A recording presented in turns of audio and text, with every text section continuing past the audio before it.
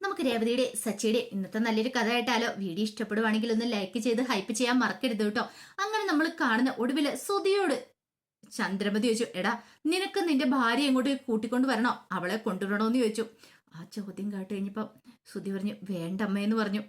അവളെന്നെ ചതിച്ച, അതുകൊണ്ട് വേണ്ട, അവളെ ഇനി ഞാൻ എന്റെ ഭാര്യയായിട്ട് കൂട്ടില്ലാന്ന് പറഞ്ഞു. അത് കേട്ടപ്പോ രവീന്ദ്രൻ ചെന്നിട്ട് സുധിയുടെ കയ്യിലേക്ക് പിടിച്ചിട്ട് ചോദിച്ചു, എടാ നീ അവളെ കുറ്റപ്പെടുത്തുന്നുണ്ടല്ലോ, അതിനുള്ള എന്ത് യോഗ്യതയാ നിനക്കുള്ളത്? അപ്പൊ നീ ഞങ്ങളെയൊക്കെ ചതിച്ചിട്ടില്ലേ? എന്റെ പണം മോഷ്ടിച്ചോണ്ട് പോയിട്ടില്ലേ? എന്തൊക്കെ ചെയ്തിട്ടുണ്ട്? അപ്പൊ എത്ര വലിയ ചതികളൊക്കെ ചെയ്തേ? അങ്ങനെയാണെങ്കിലോ നിന്നോട് ഞങ്ങൾ എങ്ങനെയാ പെരുമാറണ്ടേ? അത് കേട്ടപ്പോ ചന്ദ്രമതി പറഞ്ഞു, അതെ, ഞാൻ അവനോടൊരു ചോദ്യം ചോദിച്ചു, അതിനുള്ള മറുപടി അവൻ തന്നു. ശ്രുതി അവന് കൂട്ടിക്കൊണ്ടുവരാൻ താല്പര്യമില്ലെന്ന് പറഞ്ഞു. ഇനി കൂടുതൽ അവനോട് ചോദ്യങ്ങളൊന്നും വേണ്ട. എന്റെ മോന് നല്ല ക്ഷീണമുണ്ട്. മോനെ, നീ ഒരു കാര്യം ചെയ്യ, പോയി കുളിച്ച് ഫ്രഷ് ആയിട്ട് വാ, എന്തേലും ഞാൻ കഴിക്കാനെടുത്ത് വെക്കാന്ന് പറഞ്ഞു. അങ്ങനെ സുധി അങ്ങോട്ടേക്ക് പറഞ്ഞു വിട്ടിട്ട് ചന്ദ്രമതി അങ്ങോട്ട് കയറിപ്പോയി. ആ സമയത്ത് സച്ചിക്കും രേവതിക്കൊക്കെ ഭയങ്കര ബുദ്ധിമുട്ടുണ്ടായിരുന്നു. രവീന്ദ്രൻ പറഞ്ഞു, ഇവള് സുധിയെ നന്നാവാനായിട്ട് സമ്മതിക്കില്ല, അല്ലെങ്കിലും ഇവള് തകർക്കുന്ന ശ്രുതിയുടെ ജീവിതമല്ല, സ്വന്തം മകന്റെ ജീവിതം, അതുപോലെ ഇവൾക്ക് മനസ്സിലാക്കാനുള്ള കഴിവില്ല എന്ന് പറഞ്ഞു. ആ സമയത്ത് ശ്രുതി ആകെപ്പാടെ ടെൻഷൻ അടിച്ചിങ്ങനെ നടക്കുമ്പോഴത്തേനും മീര വെച്ചു, എടി എന്താ നീ എന്തിനാ ഇങ്ങനെ ടെൻഷൻ അടിച്ച് നടക്കണേ? എടി ഞാൻ നടക്കുവാണോന്ന് പോലും എനിക്കറിയത്തില്ല. ആ ഒരു സിറ്റുവേഷനിലാണ് കാര്യങ്ങൾ പോയിക്കൊണ്ടിരിക്കണേ. എങ്ങനെയെങ്കിലും ആ വീട്ടിലേക്കൊന്ന് തിരിച്ചു കയറാനായിട്ട് പഠിച്ച പണി 18 നോക്കുന്നുണ്ട്. പക്ഷെ എന്ത് ചെയ്യണമെന്ന് എനിക്കറിയില്ല.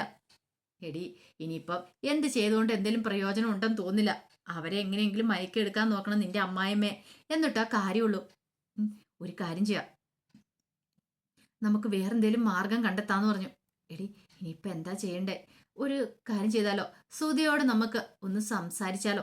എടി ഞാൻ സംസാരിക്കാൻ പോയിട്ട് എന്തായെന്നറിയാലോ, രേവതിയെ കൊണ്ടൊന്ന് സംസാരിപ്പിച്ചാലോ? ബെസ്റ്റ്. എടി അവളും ആ സച്ചിയും കൂടെ ചേർന്നിട്ടാ എനിക്കിട്ട് ഈ പണി തന്നെ, എന്നിട്ട് വീണ്ടും അവളുടെ കാല് പിടിച്ച് ചെല്ലാനോ? നല്ല ബുദ്ധി തന്നെ. പിന്നീട് ശ്രുതി ഓർത്തിട്ട് പറഞ്ഞു, ഒരു കാര്യം ചെയ്യാം, ബഹാമാൻഡിയെ ഞാനൊന്ന് പോയി കാണാം. ബഹാമാൻഡിക്ക് എന്നോട് താല്പര്യമൊക്കെ ഉണ്ടായിരുന്നു, ഇഷ്ടമൊക്കെ ഉണ്ടായിരുന്നു. ഒരു പക്ഷെ ഞാൻ പോയി ആന്റിയോട് പറയുവാണെങ്കിലേ ചില കാര്യങ്ങളൊക്കെ ആന്റി എനിക്ക് വേണ്ടി ചെയ്തു തരും. ഈ ആന്റിയുടെയും അതുപോലെ തന്നെ സുധിയുടെ നീക്കങ്ങൾ എന്താണെന്ന് അറിയാൻ വേണ്ടിയിട്ട് ആന്റിയോട് പോയി കാര്യങ്ങളൊക്കെ തിരക്കാന്ന് പറഞ്ഞു. അത് ശരിയാ, അങ്ങനെയാണ്, നീ ആ വഴിക്കൊന്ന് നീങ്ങാൻ പറഞ്ഞു.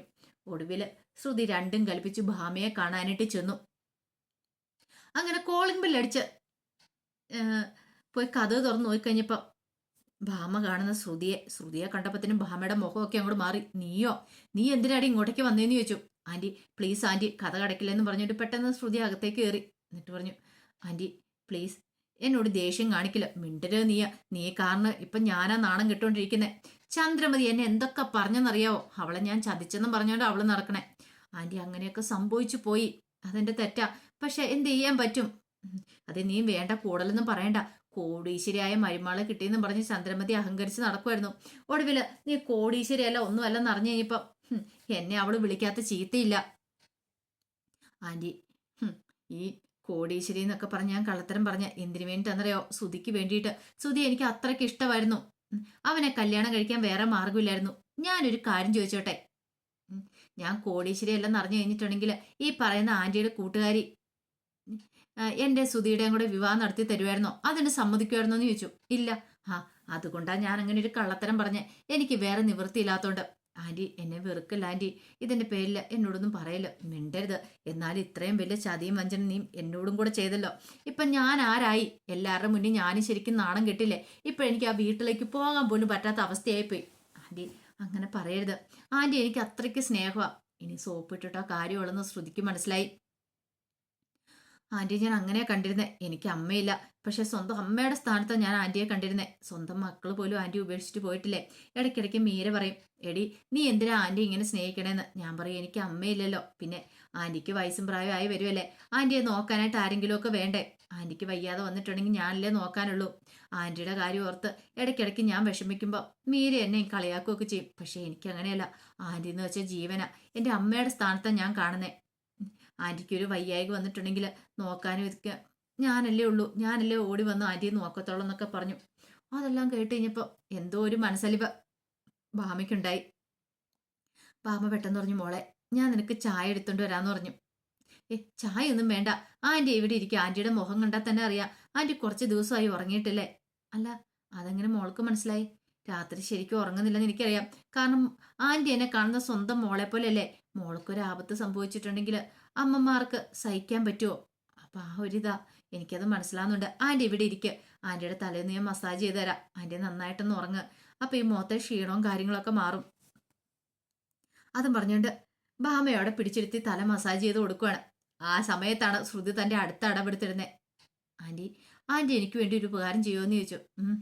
അതെ, ആന്റി പോയി ചന്ദ്രമതി ആന്റിയെ കാണണം. എന്നിട്ട് എന്നെ അങ്ങോട്ടേക്ക് കൂട്ടിക്കൊണ്ട് പോകാനായിട്ട് പറയണം. ആന്റി പറയില്ലെന്ന് ചോദിച്ചു.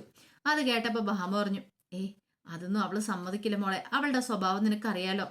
ആന്റി ആന്റി എങ്ങനെയെങ്കിലും എന്തേലും പറഞ്ഞു. അതൊന്നും നടക്കുന്ന കാര്യമല്ല. അപ്പോഴേക്കും അടുത്ത അടവെടുത്തിട്ട് ശ്രുതി പറഞ്ഞു, ആന്റി എന്ന ഒരു കാര്യം ചെയ്യുക. ആന്റി പോയി ഒന്ന് സംസാരിക്കുക എനിക്ക് വേണ്ടിയിട്ട്. അതൊന്നും പറ്റില്ല. എന്നാൽ ആന്റി എനിക്ക് വേണ്ടി ഒരു കാര്യം ചെയ്യുമോ? ആന്റി അവിടെ ചെന്നിട്ട് ഈ പറയുന്ന ചന്ദ്രമതി ആന്റിയുടെ അതുപോലെ ശ്രുതിയുടെ നീക്കങ്ങൾ എന്താന്ന് വന്ന് എന്നോട് പറയാവോ? അത് കേട്ടപ്പം ഭാമ പറഞ്ഞു, പറ്റില്ല. എനിക്ക് എൻ്റെ കൂട്ടുകാരെ ചതിക്കാനൊന്നും പറ്റില്ല. ചന്ദ്രനെ ഒട്ടും ചതിക്കില്ല എന്ന് പറഞ്ഞു. ഓഹോ, അപ്പൊ അങ്ങനെയാണല്ലേ. ഇപ്പോഴല്ലേ എനിക്ക് കാര്യങ്ങൾ മനസ്സിലാകുന്നേ. കണ്ടോ, ഞാനിനി ഒരു നിമിഷം പോലും ജീവിച്ചിരിക്കില്ല. ഞാൻ ഇവിടത്തെ ഈ ഫാനി കെട്ടി തൂങ്ങി ആത്മഹത്യ ചെയ്യുമെന്ന് പറഞ്ഞു.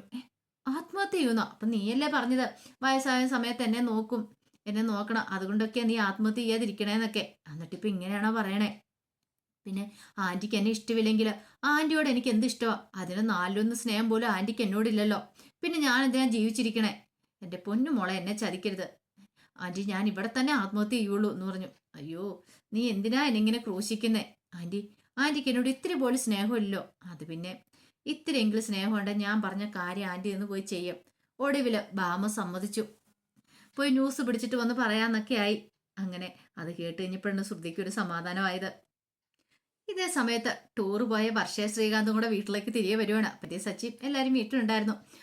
അങ്ങനെ വന്നു കഴിഞ്ഞപ്പോഴത്തേനും വർഷയോട് രേവതി വെച്ചു, എങ്ങനെയുണ്ടായിരുന്നു ടൂറും കാര്യങ്ങളൊക്കെ? അടിപൊളിയായിരുന്നു പറഞ്ഞു. അത് കേട്ടപ്പോൾ രേവതി പറഞ്ഞു, ഞങ്ങളെ മൂന്നാർ ട്രിപ്പ് അടിപൊളിയായിരുന്നല്ല സച്ചിയേട്ടാന്ന് ചോദിച്ചു. സച്ചിയാണെങ്കിൽ എന്ത് ചെയ്യണമെന്ന് അറിയില്ല. അത് രേവതി ഒന്ന് നോക്കി. ആ സമയത്ത് വർഷ പറഞ്ഞു, ട്രിപ്പ് പോയതുകൊണ്ട് ഒരു കാര്യം മിസ്സായി. എന്ത്? അല്ല, ഇവിടെ നടന്ന സീനുകളൊന്നും കാണാനായിട്ട് പറ്റിയില്ലോ.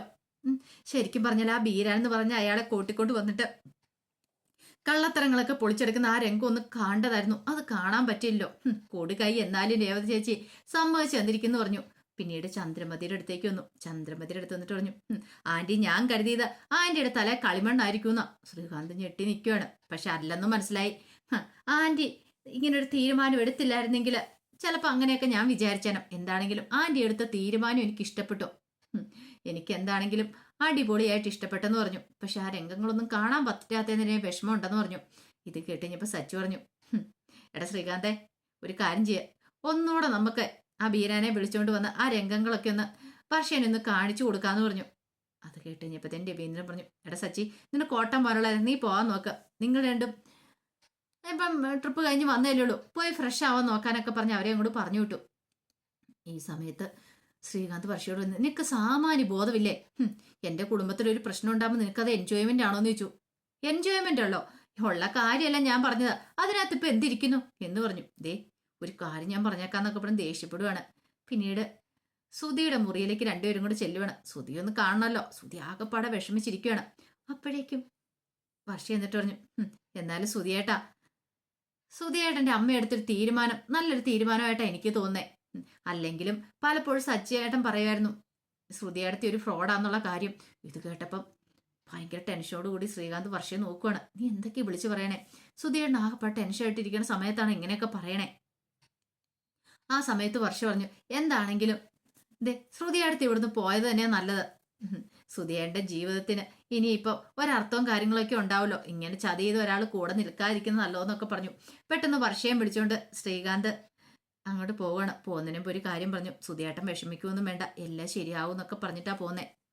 ആ സമയത്ത് സുധി ഇങ്ങനെ എന്ത് ചെയ്തു, ആ ശ്രുതിയുടെ ഫോട്ടോയിലേക്ക് നോക്കുവാണ്. എന്തിനായിരുന്നു നീ എന്നോട് ചതി ചെയ്തേ? ഇപ്പം ഞാൻ ആകെപ്പാടെ നാണം കിട്ടി നിൽക്കുമല്ലേ. നിന്നോടൊപ്പം നല്ലൊരു ജീവിത സ്വപ്നം കണ്ടല്ലേ ഞാൻ ഇറങ്ങി തിരിച്ചേ. എന്നിട്ടിപ്പോൾ എന്തായി ഒടുവില്? പാതി വഴിയിൽ ഉപേക്ഷിച്ചില്ല എന്നെ നീ എന്നൊക്കെ പറഞ്ഞോണ്ട് സങ്കടപ്പെടുക. ഈ സമയം ചന്ദ്രമതിയുടെ മനസ്സിൽ ഒരേ ഒരു സ്വപ്നം ഉണ്ടായിരുന്നുള്ളൂ, എത്രയും പെട്ടെന്ന് പണക്കാരിയായ ഒരു പെണ്ണിനെയും കൊണ്ട് സുധിയെ കെട്ടിക്കണം. അതിനു വേണ്ടിയിട്ടുള്ള നീക്കങ്ങളായിരുന്നു ചന്ദ്രമതിയുടെ മനസ്സിൽ. അപ്പൊ അതിന്റെ കഥകളൊക്കെയാണ് നമ്മളിന്ന് കാണുന്നത്. ഇതിന്റെ ബാക്കി വിശേഷങ്ങളുമായിട്ട് വൈകുന്നേരത്തെ പ്രമോയി വരാട്ടോ. ഒരിക്കൽ കൂടി എല്ലാവർക്കും ശുഭദിനം നേർന്നുകൊണ്ട് നിർത്തുന്നു.